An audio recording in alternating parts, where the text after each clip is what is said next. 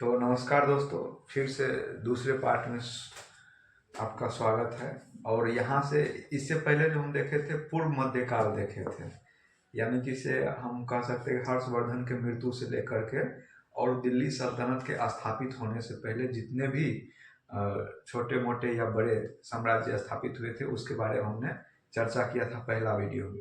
अब यहाँ पे जो हम चर्चा करने जा रहे हैं कि भारत में मुस्लिम आक्रमण के क्या क्या पहलू रहे और क्यों हुआ, कैसे हुआ, उसके बारे में। उससे भी पहले हम ये छोटा सा चीज़ देख लेते हैं कि अरब में इस्लाम का उदय कैसे हुआ। हालांकि एग्जाम की दृष्टि से बहुत ज़्यादा महत्वपूर्ण नहीं है, लेकिन बस कुछ कुछ चीज़ें को क्लियर करके बहुत जल्दी आगे बढ़ जाएंगे। और हमारे साथी यहाँ सब बैठे हुए हैं, वो सब भी जैसे ये सिलसिला में हम लोग ये कोशिश करते हैं कि एक टॉपिक ख़त्म हो जाए और उसके बाद तुरंत उसको आप पढ़ ले, ताकि वो चीज़ आपके दिमाग में हमेशा हमेशा के लिए छप जाए। और हमारे दोस्त सब भी यही सब कर रहे हैं, तो आप लोग भी यही सब कीजिएगा। तो चलिए शुरू करते हैं कि अरब में मुस्लिम का जो एक नींव होता है वो 576 ईस्वी में, कई जगह पे इसमें ईस्वी में अंतर रहता है, लेकिन मोटा मोटी ये है कि 570 के दशक में मुस्लिम का एक उदय हुआ। और उदय जो हुआ वो कहा जाता है कि से जो मुस्लिम के जो प्रणेता थे उनका नाम क्या था? मोहम्मद साहब। तो मोहम्मद साहब उनका नाम था। देखिए, मोहम्मद साहब का मोहम्मद ऐसा बहुत सारे मुस्लिम लोग हैं जो ये मानते हैं कि मोहम्मद साहब से पहले भी मुस्लिम थे, वो एक माध्यम हुए जो उनके संदेश को पहुंचाते। जो भी है उनका, हमारा फैक्ट ये है कि उनको हीरा गुफा में ज्ञान मिला था। उनकी पत्नी अमीना उनका नाम था, और खादीजा, क्या खादीजा ने माता अमीना था, और पुत्री फातिमा थी। और दामाद इनका जो था वो आगे चल के मुस्लिम का मतलब शिया का संस्थापक भी बन जाएगा। दामाद का नाम क्या था? हजरत अली। हाँ हजरत अली। देखिए, अब यहाँ जो हजरत अली जी थे, जैसे कि से मोहम्मद साहब को जब मृत्यु हुआ तो ये हुआ कि से इस धर्म को यानी मुस्लिम को फिर से कौन आगे बढ़ाएगा। तो मतलब मोहम्मद साहब चाहते थे उनका दामाद इस चीज़ के लिए कैपेबल है हर तरीके से। जैसे वो मोहम्मद साहब काफ़ी सहिष्णु थे, यानी कि वो अपने धर्म को प्रचार प्रसार तो करना भी चाहते थे, और उसमें पारसी भी उस क्षेत्र था। तो वो पारसी को ऐसा नहीं था कि वो उसको परिवर्तित करना चाहते थे, उसमें आक्रामकता नहीं थी। और ये आक्रामकता उनके दामाद में भी नहीं, हजरत साहब में भी नहीं था, इसलिए चाहते थे उनका संस्थापक हजरत साहब बने। लेकिन वहीं के कुछ लोग अबू बकर को चाहते थे कि उनका संस्थापक बने। तब यहाँ से मुस्लिम धर्म दो सिरा में बट गया। जो अपने काम की बात है वहाँ तुरंत पहुँच जाएंगे, एक शिया एक सुन्नी। और शिया जो था वो मतलब किसे कहते हैं उदार प्रवृत्ति का वैसा था, और इसका जो फाउंडर माना जाता है हजरत अली। और जो सुन्नी था वो था थोड़ा आक्रामक, रूढ़िवादी, कट्टरपंथी। तो ये था अबू बकर का। ये मोहम्मद साहब को भी मानते थे, अबू बकर को भी मानते थे, और ये भी मोहम्मद साहब को भी मानते थे और उनके दामाद हजरत अली को भी मानते थे। तो शिया सुन्नी में ये कन्फ्यूजन क्लियर कर लीजिए। अब देखिए, तीन शब्द आता है, बादशाह, सुल्तान और एक खलीफा। ये तीनों में क्या अंतर है? बहुत बार इतिहास में पढ़े होंगे, लेकिन इस शब्द में अंतर है। खलीफा का मतलब हुआ कि जो धार्मिक प्रमुख होगा, यानी धर्म के संबंधित मुद्दा को देखेगा, उसको व्याख्या करेगा। सिया में मतलब सरिया क्या है, कुरान में कौन सा चीज क्या मतलब एक्चुअल में कहना चाहता है, वो सब को लेकर के। और जो सुल्तान होगा वो एडमिनिस्ट्रेटिव हेड होगा, यानी प्रशासनिक इकाई को वो देखेगा कि जनता को क्या सुविधा दिया जाना चाहिए, क्या मुहैया कराया जाना चाहिए, उसको सुल्तान कहा गया। और बादशाह उसको कहा गया जो ये दोनों चीज को देखता हो, यानी कि एडमिनिस्ट्रेटिव हेड भी हो और धार्मिक मामले को भी खुद से देख लेता हो, उसको हम सुल्तान कहेंगे, बादशाह कहेंगे।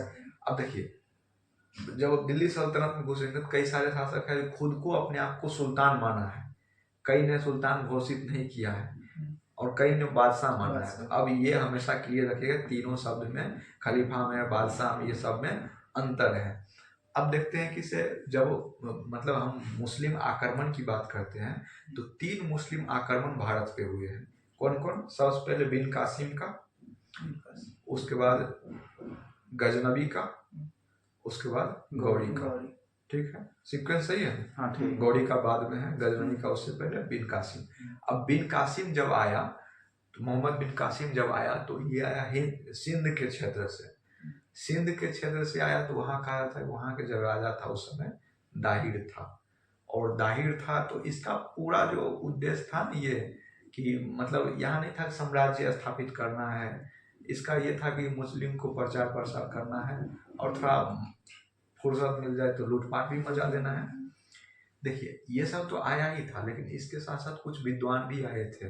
तो वो जो नाम हम बोले थे अल फांस, क्या नाम है उसका, एक लेखक है ना, इब्न बतूता, अल जाफरी। इब्न बतूता बहुत बाद में है, अल जाफरी नाम है, ठीक है। अल जाफरी का पूरा पूरा मंतव्य था कि देखिए सुल्तान, अगर आप मतलब किसी भारत को पूरा समझना चाहते हैं तो उसके ज्ञान बुद्धि कौशल को पहले समझना होगा कि वो कितना ज्ञान तक फैला हुआ है, ताकि उसके दायरा को हम ऊपर से छलांग मार करके उसको अपना अधीन बना सके।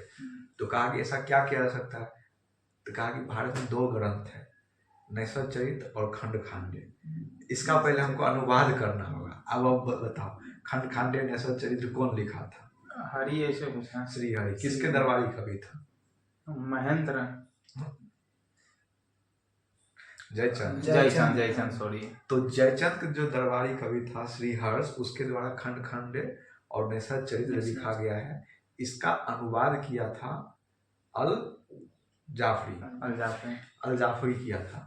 अब यहाँ पे देखो, कई बार पूछा जाता है कि जब कासिम आक्रमण किया तो उस समय सिंध के राजा कौन थे? दाहिर। और दाहिर जब वहाँ पे, तो क्या ये सिक्का भी चलाए थे? हाँ, ये सिक्का भी कुछ दिन के लिए चलाए थे। और इसी समय मतलब किसी कुछ लेखक भी इनके साथ आए थे, तो लेखक का नाम था अल जाफरी। अल जाफरी ने क्या क्या किया, तो खंड खांडे और नैषध चरित्र का अनुवाद किया, ताकि भारत को समझ सके, वहाँ प्रशासन समझ सके, वहाँ के लोगों को समझ सके, वहाँ कल्चर को समझ सके। ये सब चीज़ें हुआ। और एक चीज़ जो महत्वपूर्ण है, सबसे पहला अगर पूछा जाए कि जजिया कौन लगाया, तो बिन कासिम ही है।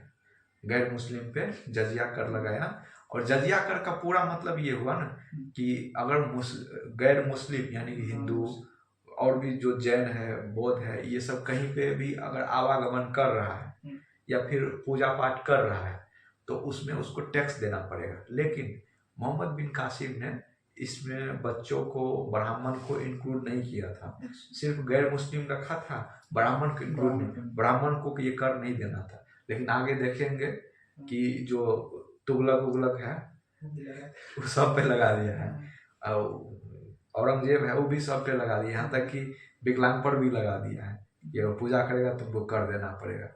तो ये चीज़ें था, मतलब जजिया लगाया था, हाँ लगाया था, सिक्का चलाया था। दाहिर वहाँ शासक था, अल जाफरी था। एक तो ये इसका आक्रमण हुआ, इसके आक्रमण का प्रभाव क्या क्या पड़ा। देखिए कोई भी आक्रमण करता है ना, तो वो भी अपना संस्कृति का प्रभाव यहाँ पर छोड़ता है। तो एक देखा गया कि ऊंट का जो पालन है भारत में बढ़ा है। ये मतलब नेट से पढ़े हैं कि उसके मतलब हम जब देखे कि वो आक्रमण किया, तो हम मानते हैं कि हमारे मतलब बहुत सारी चीज़ों को उसने एडॉप्ट किया, हम पर क्या प्रभाव छोड़ा। तो एक ऊंट का पालन, और उसके बाद मतलब किसे जो गर्मी के दिनों में कैसे रहा जाता है, रहन सहन, खजूर की खेती, ये सब करना उसने सिखा दिया। अब ये सब इसलिए बोल रहे हैं कि यूपीएससी की इसी वजह पर ध्यान है कि क्या क्या पूछे जो तुम छोड़ रहा है। ये जो है ना, जब वो भारत सरकार का अथी पढ़ रहे थे ना, पीआईबी पढ़ रहे थे ना, तो उसी में ही इसका साक्ष्य मतलब कि वहीं पर ये ऐसा कुछ संदर्भ दिया हुआ था। मोदी जी इसको लेकर कुछ बोल रहे थे ना, तो उसी में संदर्भ दिया था कि अरब का भी कुछ प्रभाव भारत पे पड़ा था। अब देखिए गजनी के जब आक्रमण, गजनी के बारे में बहुत मैक्सिमम चीज़ तो बता ही दिए हैं कि गजनी मतलब आया तो कैसे बंगाल वहाँ पे गुजरात में इंटर किया। और गजनी का जो उद्देश्य था ना, धर्म का स्थापना नहीं था। ये पूछा हुआ है, यूपीपीसीएस में क्वेश्चन पूछा हुआ है कि धर्म, गजनी का जो आक्रमण था उसका क्या उद्देश्य था? इस्लाम प्रचार प्रसार करना, लूटपाट करना, या राजाओं को अपने अधीन करना? ये सब कुछ नहीं, सिर्फ लूटपाट इकरा, पैसा इसके खजाने में कम था दिए यहाँ से। कहा जाता है कि इसे गजनी जो है ना, यामनी वंश के, हाँ यामनी वंश के था गजनी। और इसके पिताजी थे, वो पहले कोशिश किए थे कि भारत पे पंजाब के रास्ते से आक्रमण किया जाए, लेकिन वो सफल नहीं हो पाए। यामनी वंश के ये थे, गजनी आक्रमण किया और इनके साथ 3 लेखक आए। बताओ तुम नाम 3 लेखक तुमको बताए।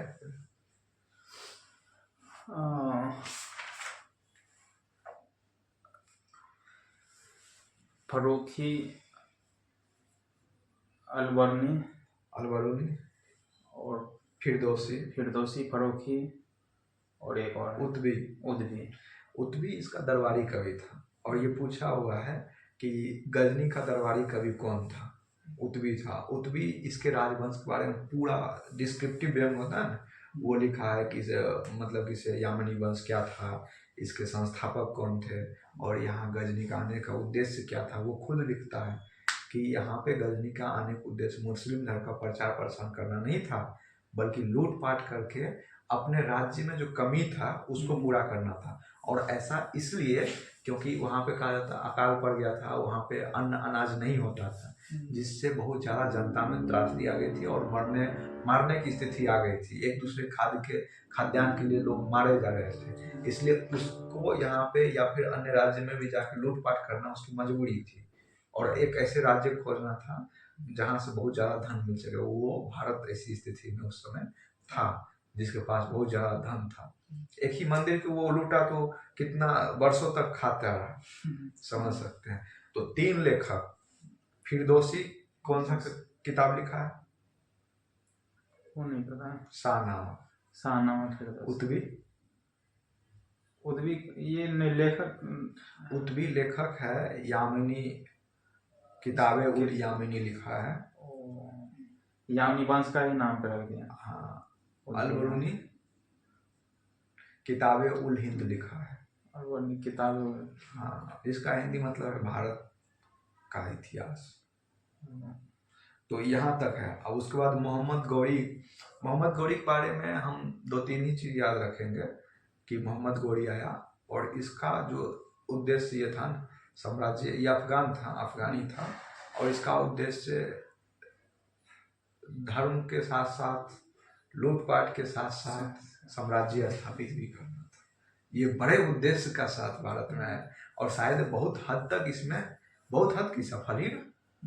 यही क्वेश्चन। पृथ्वीराज चौहान को हराया, कई सारे अपने गुलाम को, और गुलाम भी ऐसा गुलाम रहा जो पूरा गुलाम रहा। इल्तुतमिश जब आएगा या फिर उसके कुतुबुद्दीन ऐबक आएगा तो ये सब ऐसा गुलाम रहा कि अपने आप को दास मानने पे गर्व करता था कि हम गौड़ी के दास हैं। किसके दास हो? गौड़ी के दास हैं। तो ऐसा मतलब कहा जाता है गौड़ी अपने अभियान में सफल रहा। हर अभियान में तो नहीं, लेकिन ज़्यादातर जो इम्पोर्टेंट अभियान है उसमें ये सफल रहा। और इसी प्रकार हम देखते हैं गौड़ी का आक्रमण हुआ। पहले पृथ्वीराज को हराया, फिर उसके बाद जयचंद को हराया। जयचंद को हराने के बाद ये साफ हो गया कि अब भारत में दिल्ली सल्तनत की स्थापना होगी। और गौड़ी का कहा जाता है कि मौत मतलब कुछ खेलते उलते के दौरान हो गया। गौड़ी के बाद जो उसका अब 1206 की स्थिति आ गया और यहाँ पर गुलाम वंश की स्थापना हो गई। और गुलाम वंश कब से कब तक चलेगा? 1206 से लेकर 1290 तक गुलाम वंश चलेगा। तो पहले देखो 3 मुस्लिम आक्रमण दिया हुआ, उसमें पढ़िए क्या हुआ।